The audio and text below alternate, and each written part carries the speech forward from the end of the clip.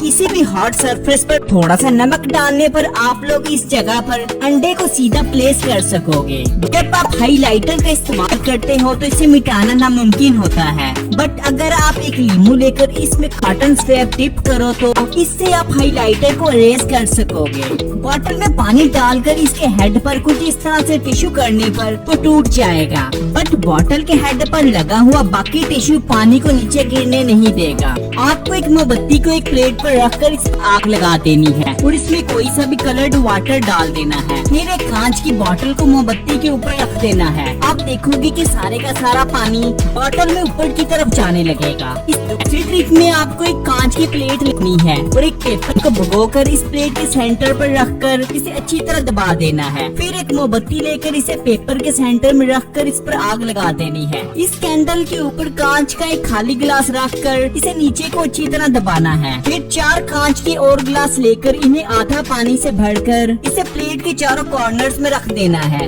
जब आप सेंटर वाले गिलास को उठाओगे तो देखोगे कि पूरी प्लेट के ऊपर को उठ पा रही है। वाटर बॉटल के ऊपर टेप और इस टेप पर नट रखने पर जब आप इंस्टेंटली टेप को ऐसे रिमूव करोगे तो नट सीधा बॉटल में जा गिरेगा। निटिनोल वायर को मोड़कर जब आप इसे पानी में डालोगे तो ये फिर से अपनी ओरिजिनल शेप में वापस आ जाएगा। एक पेंसिल को जब आप टॉवल से अच्छी तरह रब करोगे तो पानी के पास करने पर ये पेंसिल पानी को अपनी तरफ खींचेगी। पेंटी लेकर प्लेट में कुछ इस तरह से जोड़ दें और इसमें पानी डालने पर ये कुछ इस तरह से खूबसूरत रेनबो बनाएगा। एक अंडा बॉईल कर लें, फिर पेपर पर आग लगाकर इसे गिलास में डाल दें। इस गिलास पर अंडा रखने पर ये खुद ब खुद गिलास के अंदर चला जाएगा। एक सिरिंज में पानी लेकर इसके ड्रॉप्स शीशे पर डालें तो वो कुछ इस तरह से गिरता है, बट अगर गिलास को हीट देकर इसमें पानी के ड्रॉप्स डाले जाएं तो पानी इस तरह से जंप करता है।